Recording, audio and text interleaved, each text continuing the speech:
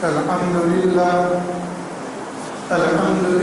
نحمده ونستعينه ونستغفره ونؤمن به ونتوكل عليه ونعوذ بالله من شرور أنفسنا ومن سيئات أعمالنا. أما بعد فأعوذ بالله من الشيطان الرجيم. بسم الله الرحمن الرحيم. يا أيها الذين آمنوا استعينوا بالصبر والصلاة إن الله مع الصابرين. صدق الله العظيم. معزز سامعین کرام، قرآن کریم کی دوسرے پارے کے تیسری رکوع کی پہلی آیت آپ حضرات کے سامنے تلاوت کی گئی. اس آیت میں اللہ رب العزت نے انسانی زندگی جو انسان گزارتا ہے اس پوری زندگی کے اندر اس کے ساتھ کیا حادثات پیش آتے ہیں اور کیا نہیں آتے ہیں، ان تمام زندگی سے، ان حادثات سے، ان تکالیف سے، ان مصیبتوں سے انسان کیسا مقابلہ کرے اور شریعت کے اندر اس کے کیا اصول و ضوابط ہے، اس چھوٹی سی آیت میں اللہ رب العزت نے اس کا ذکر کیا ہے. قرآن کریم کی اس آیت میں اللہ نے فرمایا کہ یا ایھا الذین آمنوا استعینوا، کہ ایمان والو اللہ سے مدد طلب کرو، بالصبر والصلاۃ، صبر کے ذریعے سے اور نماز کے ذریعے سے. ان اللہ مع الصابرین، بے شک اللہ صبر کرنے والوں کے ساتھ. قرآن کریم کی اس آیت کا یہ ترجمہ. آیت بڑی مختصر سی ہے اور لیکن اپنے مطالب، اپنے مفاہیم، اپنی تفسیر کے اعتبار سے یہ آیت بڑی جامع ہے. اللہ نے فرمایا کہ استعینوا، اللہ سے مدد طلب کرو، اللہ سے مدد مانگو، چاہے وہ مدد دنیاوی ہو چاہے اخروی ہو، چاہے کوئی رنج کے لیے دور کرنا ہو، کسی تکلیف کو دور کرنا ہو، کسی مصیبت کو دور کرنا ہو، چاہے کسی بھی اعتبار کی وہ مصیبت ہو، اس مصیبت کو تمہیں دور کرنا ہو، یا کوئی چیز اللہ سے تم کو طلب کرنا ہو، کسی چیز کی مدد مانگنا ہو، تو فرمایا کہ اس کے لیے یہ ہے استعینوا بالصبر والصلاۃ، کہ تم صبر کے ذریعے سے اللہ سے مدد طلب کرو اور نماز کے ذریعے سے. دو چیز اللہ نے ذکر فرمائی. یاد رکھیے کہ ایمان کے بعد سب سے پہلا عمل جو اللہ نے فرض فرمایا ہے اور جس سے انسان کی پوچھ تاچھ ہوگی وہ نماز. نماز عبادت کے اندر بڑی اہم عبادت ہے، لیکن اس آیت کے اندر اللہ نے نماز کو بعد میں ذکر کیا، صبر کو پہلے ذکر کیا. استعینوا بالصبر والصلاۃ، کہ اللہ سے مدد طلب کرو صبر کے ذریعے سے اور نماز کے ذریعے سے. صبر کا تذکرہ اللہ نے پہلے کیا، نماز کا تذکرہ اللہ نے بعد میں کیا. وہ اس وجہ سے کہ انسان جو نماز پڑھتا ہے، یہ نماز بھی دراصل صبر ہی کی ایک قسم ہے. کیونکہ انسان جب نماز پڑھتا ہے، نیت باندھتا ہے، تو بہت سی ایسی چیزیں جو انسان کو بغیر نماز کے کرنا درست تھا، جائز تھا، موجب اجر تھا، ثواب کا ذریعہ بنتا تھا، اللہ اس کو نماز کے حالت میں اس کو بھی درست نہیں کرتا. جیسے انسان کو اگر سلام کرنا ہو، جواب دینا ہو تو نماز کے باہر درست ہے، لیکن نماز کے اندر اس کے لیے جائز نہیں ہے کہ کسی کے سلام کا جواب ہو، کوئی چھینکے تو اس کا جواب دے. تو فرمایا کہ انسان اس کے اوپر بھی صبر کرتا ہے. یعنی اور صبر جو چیز کہتے ہیں وہ تین چیزوں کا نام صبر ہوتا ہے. کہ صبر علی الطاعات، کہ انسان طاعت کے اوپر صبر کرے، یعنی جو اللہ نے اس کو طاعت کا حکم دیا ہے، عبادات کا حکم دیا ہے، اس کے اوپر جمے رہے، ان عبادتوں کو کرے اور ان عبادتوں کو چھوڑے نہیں. اس کا نام صبر ہے. دوسری چیز اللہ نے فرمایا کہ صبر علی المعاصی، کہ کہ اپنے گناہوں سے بھی انسان بچے، اس کے اوپر بھی صبر کرے۔ اس کا نفس اگر اس کو گناہوں کی دعوت دے رہا ہے تو گناہوں سے رک جائے، اس کے اوپر صبر کرے۔ یہ صبر کی دوسری قسم ہوتی ہے۔ اور تیسری قسم ہوتی ہے صبر علی المصائب، کہ انسان مصیبتوں کے اوپر صبر کرے۔ اللہ کی جانب سے، تقدیر الہی کی جانب سے جو مصیبتیں انسان کے اوپر آتی ہے اس کے اوپر وہ صبر کرے۔ یہ صبر کی 3 قسمیں ہوتی ہیں۔ عام طور پر ہم یہ سمجھتے ہیں کہ انسان کے اوپر کوئی مصیبت آ جائے اور اس کے اوپر یہ صبر کر لے، یہی صبر کی قسم ہوتی ہے، لوگ اس کو ہی سمجھتے ہیں۔ تو یاد رکھیے، عبادتوں کے اوپر جمنا یہ بھی صبر کہلاتا ہے، اور گناہوں سے بچنا یہ بھی صبر کہلاتا ہے، اور یہ بھی جو ہے صبر کی قسمیں ہوتی ہیں۔ اور آگے اللہ نے فرمایا کہ ان اللہ مع الصابرین، کہ صبر کرنے والوں کے ساتھ اللہ ہے۔ اللہ نے یہ بھی فرمایا کہ ان اللہ مع الصلاۃ، نماز پڑھنے والوں کے ساتھ اللہ ہے، حج کرنے والوں کے ساتھ اللہ ہے، زکوٰۃ دینے والوں کے ساتھ اللہ ہے، روزہ رکھنے والوں کے ساتھ اللہ ہے۔ اللہ فرماتے ہیں ان اللہ مع الصابرین، کہ جو انسان صبر کرتے ہیں ایسے انسانوں کے ساتھ اللہ ہے۔ یعنی انسان اگر یہ چاہے کہ مجھے جو تکلیف پہنچی ہو تو میں ان تکلیفوں سے کیسے راحت حاصل کروں، کیسے سکون حاصل کروں، اگر وہ انسان صبر کرتا ہے تو اس صبر کے ذریعے سے وہ اللہ کے قریب ہوتا ہے۔ جیسے انسان کو کوئی مصیبت آ جائے تو انسان اللہ کی طرف رجوع کرتا ہے۔ انسان کو کوئی غم لاحق ہو، کوئی تکلیف ہو تو انسان اس غم کی حالت میں، اس تکلیف کی حالت میں اللہ کے سامنے روتا ہے، گڑ گڑاتا ہے، راتوں کو اٹھتا ہے، تہجد پڑھتا ہے، کسی مصیبت آ جائے نمازوں کا اہتمام کرتا ہے، تو گویا وہ اللہ سے قریب ہوتا ہے۔ تو اسی لیے فرمایا ان اللہ مع الصابرین، جب سب مصیبت پر انسان ایسے عمل کرتا ہے تو ایسے صبر کرنے والوں کے ساتھ اللہ ہوتا ہے، اس سے اللہ کی معیت ہوتی ہے۔ یہ پوری آیت کریمہ کی مختصر سے معنی ہے۔ یاد رکھیے کہ انسان جو زندگی گزارتا ہے، اس زندگی گزارنے کے اندر انسان کے اوپر بڑے حالات پیش آتے ہیں۔ کبھی انسان کو خوشی کا موقع نصیب ہوتا ہے، کبھی انسان کو غمی کا موقع نصیب ہوتا ہے، کبھی انسان کے اوپر ایسی حالت و کیفیت آتی ہے کہ انسان کے پاس مال ہوتا ہے، انسان کے پاس دولت ہوتی ہے، کبھی ایسا ہوتا ہے کہ انسان کا ہاتھ بالکل تنگ ہو جاتا ہے، وہ قرض کے اندر مبتلا ہو جاتا ہے، قرض کے اندر دب جاتا ہے، کبھی انسان کے اوپر صحت ہوتی ہے، جوانی ہوتی ہے، جوانی کا عالم ہوتا ہے، کبھی انسان بیماری کے اندر مبتلا ہو جاتا ہے اور بڑھاپا اس کے اوپر چھا جاتا ہے، کبھی اللہ اس کے اوپر مصیبتوں کو لاتا ہے، سکون نصیب کرتا ہے، کبھی اللہ اس کے اندر سے سکون کو چھین لیتا ہے، پیدر پہ اللہ مصیبتوں کو لاتا ہے۔ یہ اللہ کا دستور ہے۔ اللہ نے قرآن کریم میں فرمایا کہ تلک الایام نداولها بین الناس، کہ اللہ رب العزت لوگوں کے درمیان حالات کو بدلتے رہتے ہیں۔ ہر انسان کو اللہ پیدا ہونے کے بعد سے مرتے دم تک ایک ہی حالت پر اللہ نہیں رکھتا۔ کبھی اللہ اس کے اوپر غربت لاتا ہے، کبھی مالداری لاتا ہے، کبھی اللہ صحت دیتا ہے، کبھی اللہ رب العزت اس کو تکلیف دیتا ہے۔ یہ حالتیں اس کے اوپر بدلتی رہتی ہے، زمانہ آتے رہتا ہے، حالتیں بدلتی رہتا ہے۔ یہ اللہ کا نظام ہے، تربیتی نظام، یہ اللہ کا تخلیقی نظام۔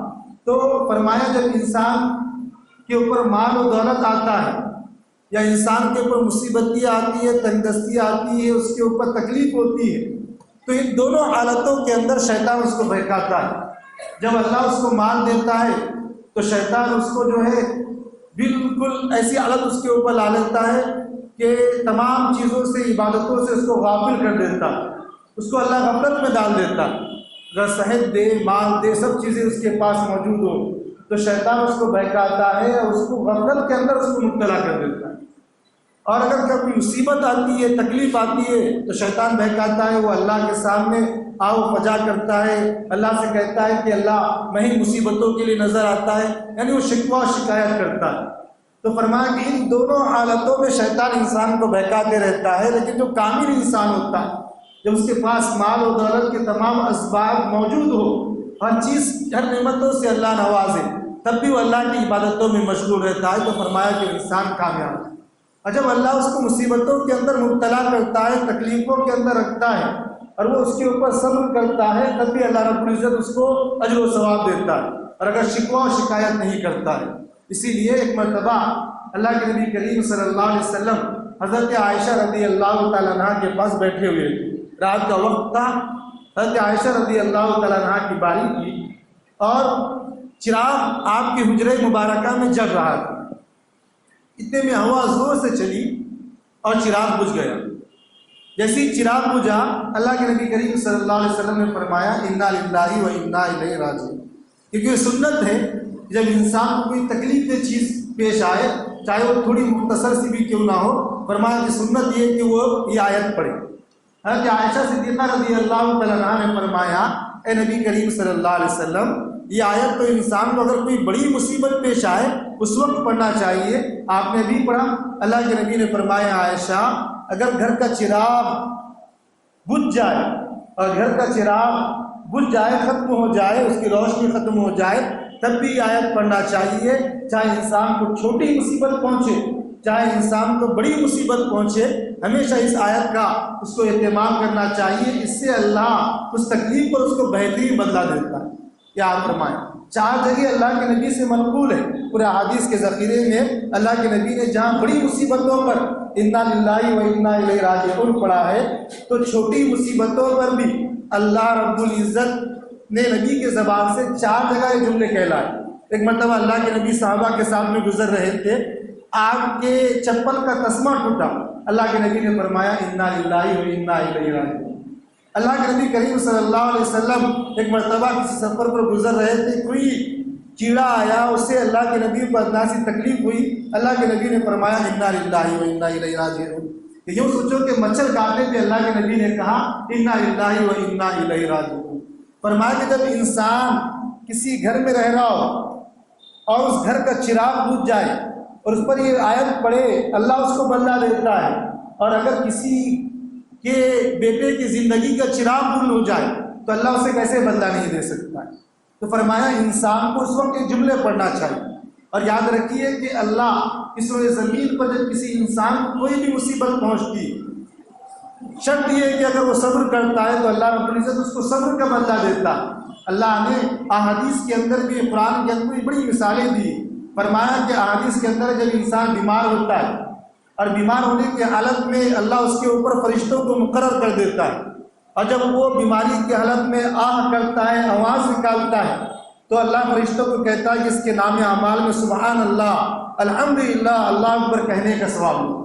جب وہ تکلیف سے، بیماری سے چیختا ہے تو اللہ کہتا ہے فرشتوں کو کہ اس کے نام اعمال کے اندر لا الہ الا اللہ یعنی کلمہ طیبہ پڑھنے کا ثواب ہے۔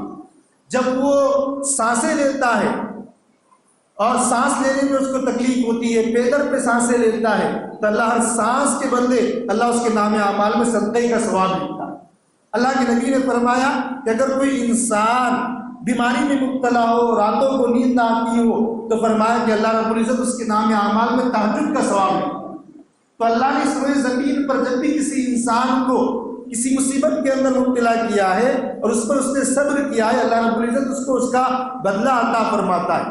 اب حضرت ایوب علیہ السلام کی زندگی کو پڑھیں، قرآن کریم کے اندر اللہ نے 23ویں پارے میں سورہ سواد میں بڑی تفصیل سے حضرت ایوب کا تذکرہ فرمایا کہ شیطان نے ایک مرتبہ حضرت ایوب کو دیکھا اور دیکھنے کے بعد کہا کہ حضرت ایوب کو اللہ نے بڑی طاقت دی، بڑی مال و دولت عطا فرمائی اور اولاد بھی ان کو بے شمار دی۔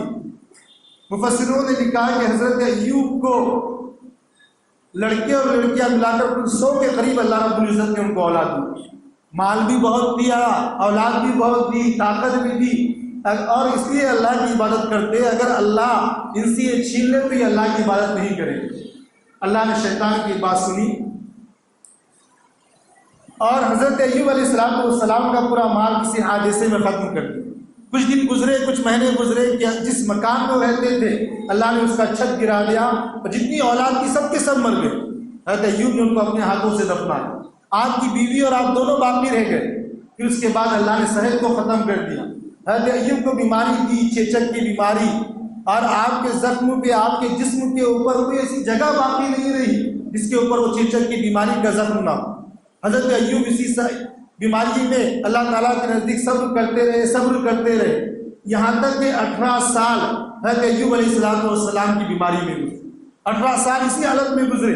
مفسروں نے لکھا ہے کہ حضرت ایوب کے زخم سے اگر کوئی چیز گر جاتی، کوئی کیڑا، آپ اس کو اٹھاتے رکھتے کہ اللہ نے تیرا رزق یہاں رکھا۔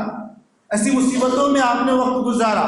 18 سال کے بعد شیطان نے کہا کہ حضرت ایوب بڑا اللہ کا مقرب بندہ ہے، اللہ نے اتنی مصیبت اس کو پہنچایا ہے، اتنی خطرناک بیماری میں مبتلا کیا ہے، مال کو چھینا، اولاد کو چھینا، اس کے باوجود بھی ایوب کے اندر بڑا صبر ہے۔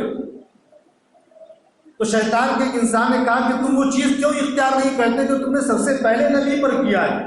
جیسے جب آپ کو حضرت آدم کو بہکانا تھا تو آپ نے عورت کو پہلے لایا، حضرت آدم کی بیوی کو بہکایا، اور اس کے وجہ سے یہ دنیا وجود میں آئی۔ واقعہ آپ سنتے رہتے ہیں۔ شیطان نے کہا کہ ہم یہ کام کرتے، وہ حضرت ایوب کی بیوی کے پاس آئے۔ شیطان ایک طبیب کی شکل میں، ڈاکٹر کی شکل میں، ڈاکٹر کی شکل میں شیطان آیا اور کہا کہ دیکھو آپ کی شوہر کی بیماری کا علاج میرے پاس، اگر آپ کہیں تو میں اس علاج کو کر دیتا ہوں۔ فرمایا کہ کیا علاج ہے؟ فرمایا کہ میرے پاس ان کا علاج ہے، لیکن اس کے لیے ایک شرط یہ ہے کہ یاد رکھو سجدہ کرنا اللہ ہی کو جائز ہے، اللہ کے علاوہ کسی کو سجدہ کرنا درست نہیں ہے، لیکن ایک بار تم مجھ کو سجدہ کر لو، میں جو ہے حضرت ایوب کو درست کر لوں گا۔ جب حضرت ایوب کی بیوی نے یہ سنا تو کہا کہ اچھی بات ہے، میں اپنے شوہر سے اس بات کا تذکرہ کرتی ہوں اور تمہیں کل اس بات کی اطلاع دیتی ہوں۔ وہ حضرت ایوب کے پاس آئی۔ حضرت ایوب نے کہا کہ کتنی بیوقوف تو ہے، وہ شیطان تھا، تو اسی وقت نے اس کو کیوں نہیں دھتکار دیا؟ یہ کیوں نہ کہا کہ تو شیطان ہے، اگر میں اچھا ہوا تو تجھے 100 کوڑے ماروں گا۔ حضرت ایوب نے اپنی بیوی کو کہا۔ پھر شیطان واپس آیا اور اس نے دیکھا کئی سال گزرنے کے بعد، اللہ سے فرمایا کہ بالکل ایوب آپ کا بڑا جو ہے صابر بندہ ہے اور بڑا صبر کرنے والا ہے۔ اس کے بعد اللہ نے حضرت ایوب کو صحت دی، اور اللہ نے قرآن کریم کے اندر حضرت ایوب کی 3 تذکرے فرمائے کہ انا وجدناہ صابرا، کہ بے شک میرا بندہ ایوب بڑا صابر ہے۔ اللہ نے صابر ان کا لقب دیا کہ میں نے مصیبت پہ مصیبت اس پر اتاری، لیکن اس نے صبر کے دامن کو نہیں چھوڑا، کہ انا وجدناہ صابرا، کہ میرا بندہ ایوب بڑا صابر ہے۔ نعم العبد، وہ بڑا ہی بہترین بندہ، اللہ نے فرمایا کہ ایوب جو میرا بندہ ہے بڑا ہی بہترین بندہ ہے۔ نعم العبد انہ اواب، اور بہت زیادہ وہ میری طرف رجوع کرنے والا ہے، بہت زیادہ میرے ساتھ میں وہ رجوع کرنے والا ہے، میرے پاس بار بار وہ لوٹتا ہے اور میرے سامنے تائب و توبہ کرتا ہے۔ یہ ایوب کے حضرت ایوب کی 3 صفت گنوائی، انا وجدناہ صابرا، نعم العبد انہ اواب، واذکر عبدنا فی الایوب۔ اللہ رب العزت نے 23 پارے میں اس کے تذکرہ فرمایا کہ جب بھی ہوئے زمین کے اوپر حضرت ایوب اللہ کے نبی سے کئی سال پہلے گزرے، لیکن اللہ نے قرآن کریم کے اندر ان کا تذکرہ کیا۔ جب کوئی بندہ ان آیتوں کو پڑھے گا وہ حضرت ایوب کی صبر کی تعریف کرتے ہوئے گزرے۔ اللہ نے یہ مقام حضرت ایوب کو دیا۔ تو اللہ رب العزت نے صبر کی بڑی شریعت کے اندر تلقین رکھی ہے۔ انسان کے اندر اگر صبر کا معاملہ ہو، اللہ کے نبی نے فرمایا کہ انسان اگر صبر کرے، جو مصیبتیں اللہ اس کے اوپر بھیجے تو اللہ پہاڑوں کو چیر کر اس کے لیے راستے نکالتا، اللہ پہاڑوں کے اندر سے اس کے لیے راستے اور اسباب کو پیدا فرماتا۔ اللہ کے نبی کریم صلی اللہ علیہ وسلم نے صبر کی بڑی تلقین فرمائی، جیسے صبر کا یہ مقام ہے۔ یاد رکھیے حضرت سمرقندی رحمۃ اللہ علیہ ایک مرتبہ طواف کر رہے تھے، اور طواف کرتے ہوئے انہوں نے ایک عورت کی دعا کو سنا، اور عورت یہ دعا کر رہے تھے کہ اللہ یہ سب کچھ تو میرے ساتھ کرنے کے بعد بھی اگر تم مجھ سے راضی ہے تو میں بھی آپ سے راضی ہوں۔ حضرت سمرقندی رحمۃ اللہ علیہ کو اس کی دعا بڑی عجیب معلوم ہوئی۔ حضرت سمرقندی نے کہا کہ تیرے ساتھ کیا معاملہ ہوا جو تو اللہ سے کہہ رہے ہیں کہ اللہ میں اس پر بھی راضی ہوں اگر آپ مجھ پہ راضی ہیں؟ تو اس نے کہا کہ اللہ نے مجھے 3 اولاد دی، اور یہ ہوا کہ میں اپنے ایک چھوٹے سے بچے کو جو دودھ پیتا بچہ تھا، رینگتا تھا، اس کو بیٹھ کر دودھ پلا رہی۔ بازو کے کمرے میں میرے 2 بیٹے کھیل رہے تھے، اچانک ان میں ایک سے بڑی زور سے رونے کی آواز آئی اور شور کی آواز آئی۔ میں نے اپنے اسی بچے کو وہیں چھوڑا اور میں اپنے بچوں کو دیکھنے گئی۔ جب آواز دینے کے بعد بھی آواز نہیں آئی تو میں نے دیکھا کہ میرے ایک بچے کے ہاتھ میں چھری اس کے پاس میں پڑی ہوئی ہے اور اس کا گلا کٹا ہوا ہے، اور بالکل زندگی کے آخری لمحے اس کے سانس کے لمحے گزر رہے ہیں، اور وہ چلا رہا ہے۔ دیکھتے ہی دیکھتے میرے سامنے اس کی جان فوت ہو گئی۔ میرے گھر میں تیز چھری تھی، میرے بچے نے کہا کہ یہ چھری بڑی، دو آپس میں دونوں بچوں نے کہا کہ یہ چھری بڑی تیز ہے، تو اس میں سے ایک کہا کہ ہم دیکھیں گے کیسی تیز ہے، اور اس نے وہ چھری اس کے اوپر چلا دی۔ اس کے گلے پر وہ کٹ کر وہیں مر گیا۔ جب میں نے دوسرے بچے کو دیکھا اور میں نے اس بچے کی لاش اٹھائی، باہر لا کر میں نے اس کو رکھا اپنے پلنگ کے اوپر، پھر میں جب دوسرے بچہ میرا نظر نہ آیا اس کو ڈھونڈنے گئی تو دیکھا کہ وہ بچہ ڈر کے مارے لکڑیوں کے پیچھے چھپا ہوا ہے اور مرا پڑا ہوا ہے، اور اس کے بازو میں سانپ ہے جس نے اس کو ڈس لیا۔ میں نے اس کو بھی اٹھایا اور اٹھانے کے بعد پلنگ کے اوپر لا کر رکھا، اور پھر جب میں یہ دونوں بچے کے اوپر بہت وقت گزرا تو مجھے خیال آیا کہ میں نے اپنے دودھ پیتے رینگتے بچے کو چھوڑا۔ میں اس کے پاس آئی تو میں نے دیکھا کہ سامنے چولہا جل رہا تھا، وہ بچہ وہاں گرا، وہ بھی فوت ہو گیا۔ میں نے اس کو اٹھایا اور پلنگ پر لا کے رکھا، تینوں بچے کو اپنے ہاتھ سے دفنایا، اور اللہ سے میں کہہ رہی ہوں کہ اللہ اگر اس تکلیف پہ بھی تو مجھ سے راضی ہے تو میں بھی تجھ سے راضی ہوں۔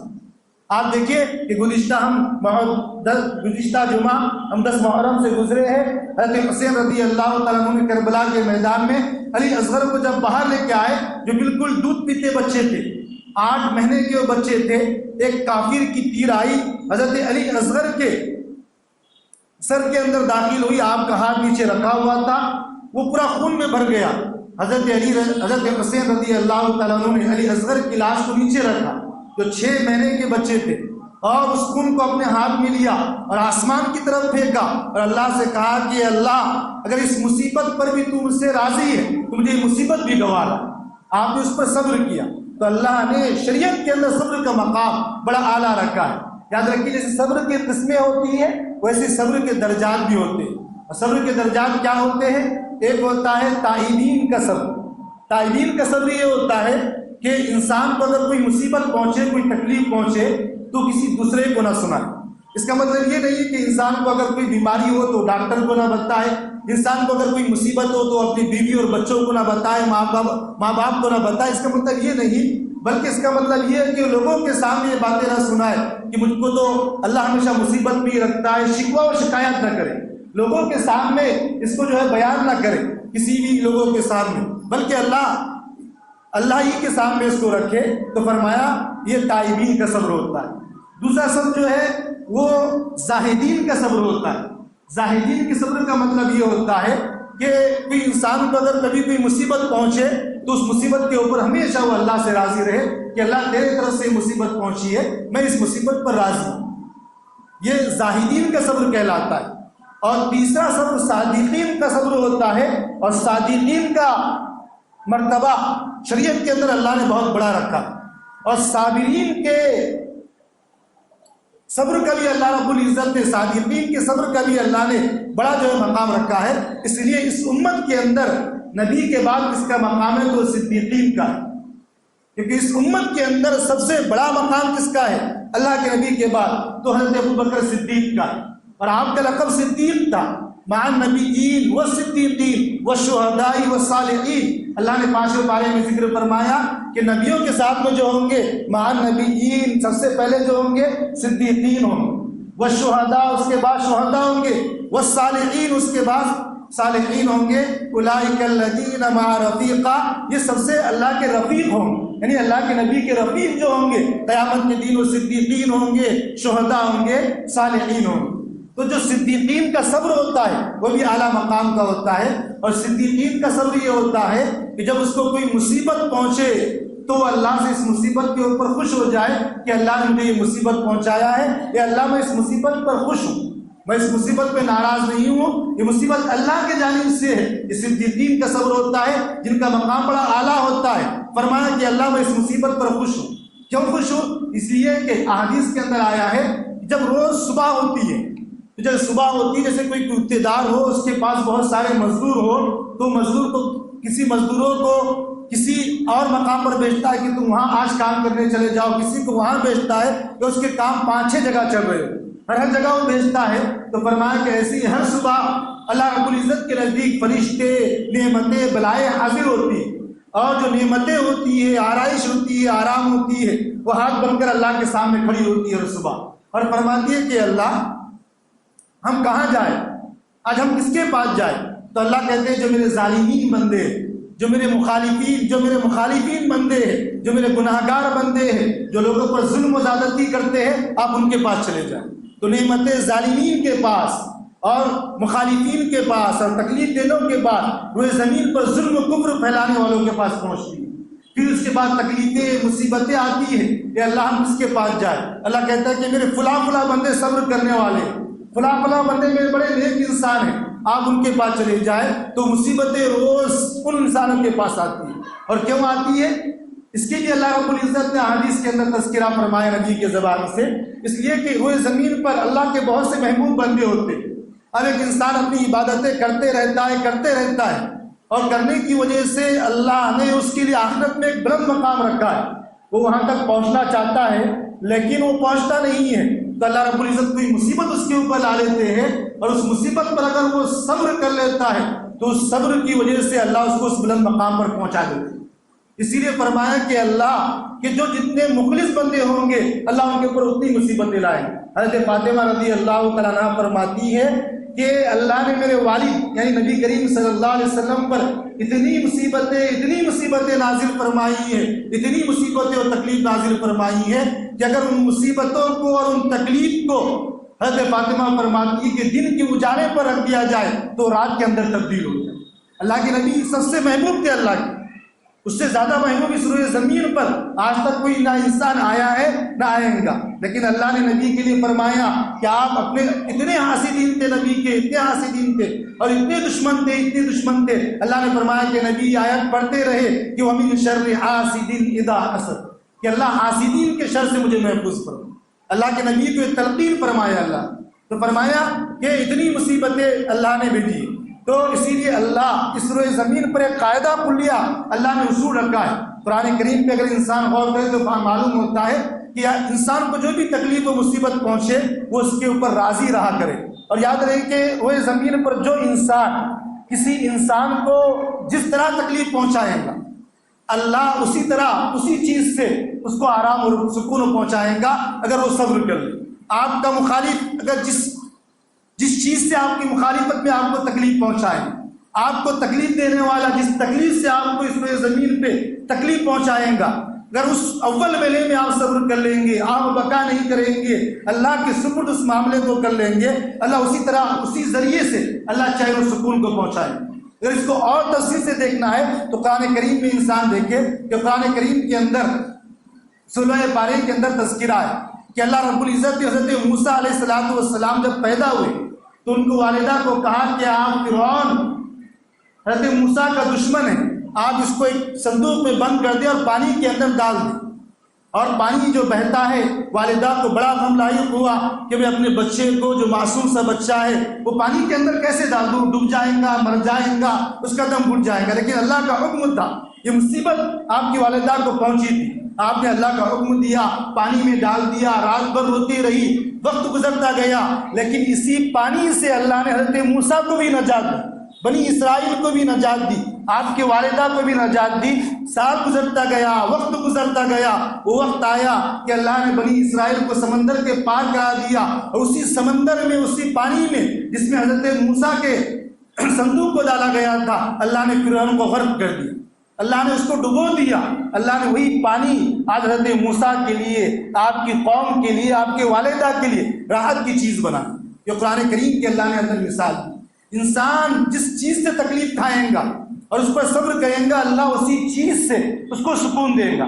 اور اگر مثال دیکھنا ہے قرآن کریم کے اندر اس کی مثال دیکھیں، آپ حضرت یوسف علیہ السلام کے واقعے کو دیکھتے رہتے، ہمیشہ پڑھتے رہتے، سنتے رہتے ہیں کہ جب حضرت یوسف نے ان کے بھائیوں کو کنویں میں ڈالا تو آپ کا قمیص اتارا، اس کے اوپر ایک بھیڑیے کے خون کو لگایا جانور کے، اور اپنے والد حضرت یعقوب کے پاس لایا اور کہا کہ انا فلما ذہبا، کہ ہم جو ایک کھیل کود کے اندر لگ گئے تھے حضرت یوسف کے بھیڑیے نے کھا لیا اور یہ قمیص اس کا لے کے آئے.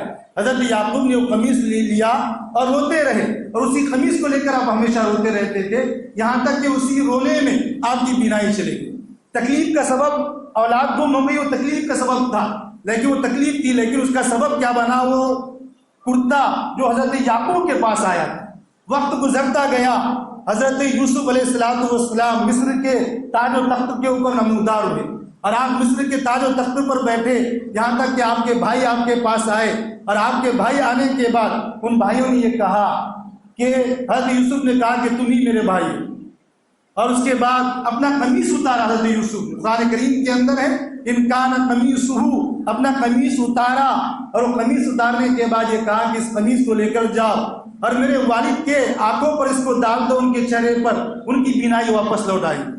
بھائیوں نے اس قمیص کو لے کر گیا، اور جب وہ قمیص جیسے جیسے حضرت یعقوب کے پاس قریب پہنچ رہا تھا، اس وقت حضرت یعقوب نے یہ جملے فرمایا کہ مجھے حضرت یوسف کی خوشبو آ رہی ہے، مجھے حضرت یوسف کی بو محسوس ہو رہی ہے، حضرت یعقوب نے یہ کہا۔ اور جیسے ہی وہ قمیص قریب پہنچا، حالانکہ حضرت یوسف نہیں پہنچے تھے، وہ قمیص پہنچا تھا، ابھی قریب پہنچ رہا تھا، اتنے سال مصر زیادہ دور نہیں تھا کنعان سے، لیکن حضرت یوسف نہ مل سکے، لیکن جیسے ہی وہ قمیص آ رہا تھا، آپ نے کہا کہ مجھے وہ قمیص محسوس ہو رہا ہے، حضرت یوسف کی بو محسوس ہو رہی ہے، اور جیسے ہی حضرت یوسف کا قمیص حضرت یعقوب پر ڈالا گیا، آپ کی بینائی واپس لوٹ آئی۔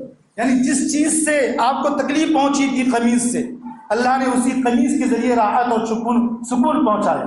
تو اللہ کا دستور ہے کہ انسان کو اس روئے زمین پر اس کا مخالفین ہو یا اللہ ہو، جب اس کو تکلیف اور مصیبت پہنچتی ہے اور اس تکلیف پر وہ اللہ سے آہ گلا نہیں کرتا، شکوہ نہیں کرتا، بلکہ اللہ سے صبر کرتا ہے، تو اللہ اسی کے ذریعے سے اس کو سکون دیتا ہے۔ اور یاد رکھیے، جب بھی انسان کو کوئی تکلیف پہنچتی ہے، صبر کرتی ہے، تو انسان بدلہ لینے کی ٹھانتا ہے۔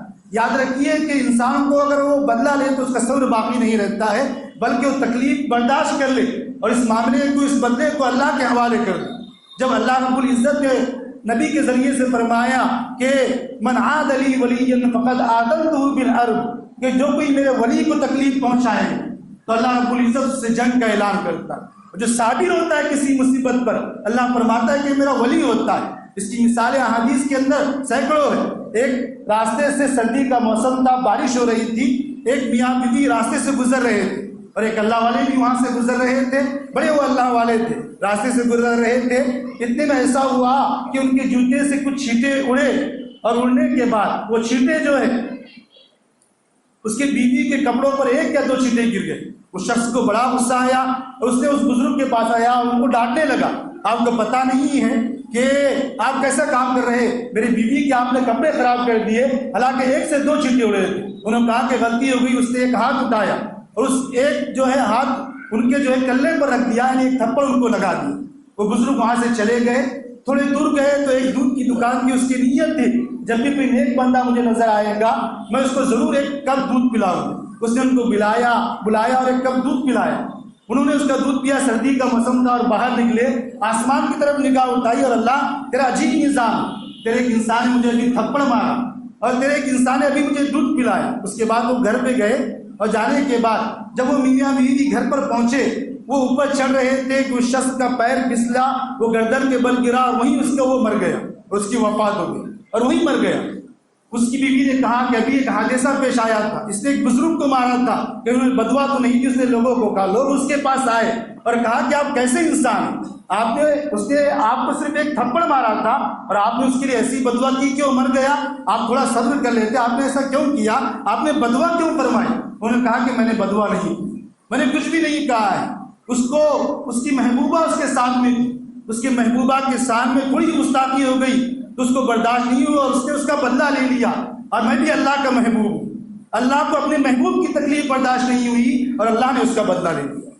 تو یاد رکھیے، تکلیف پر اگر انسان صبر کرتا ہے تو اللہ رب العزت اس کا بدلہ لے لیتا ہے۔ اسی لیے اللہ نے قرآن کریم میں سینکڑوں مثالیں دی ہیں، اور فرمایا کہ امام اعظم ابو حنیفہ رحمۃ اللہ علیہ بڑے امام تھے اور آپ کا درجہ بڑا بلند تھا۔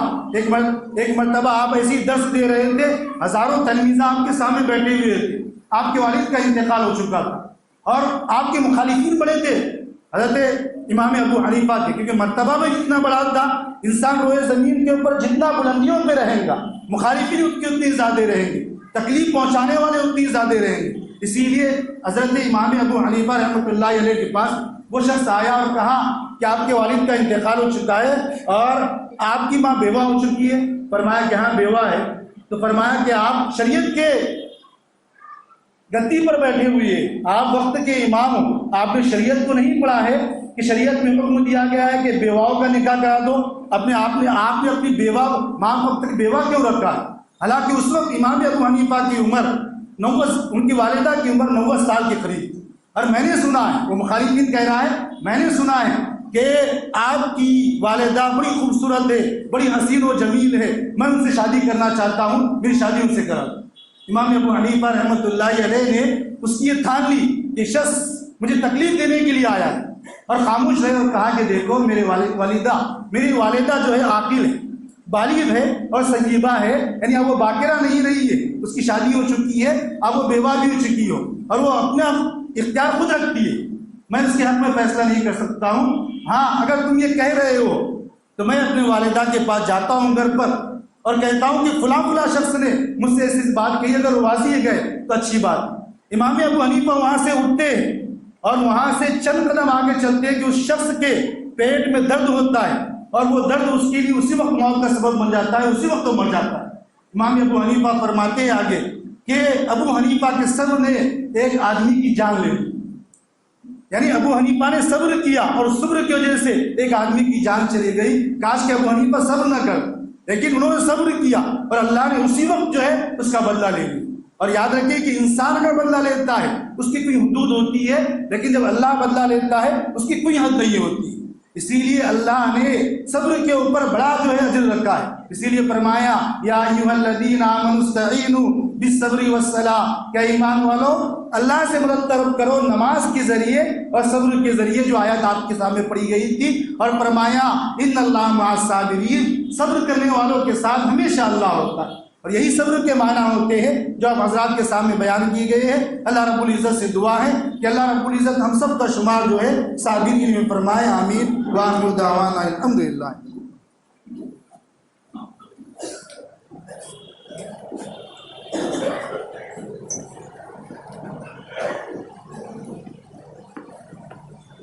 اللہ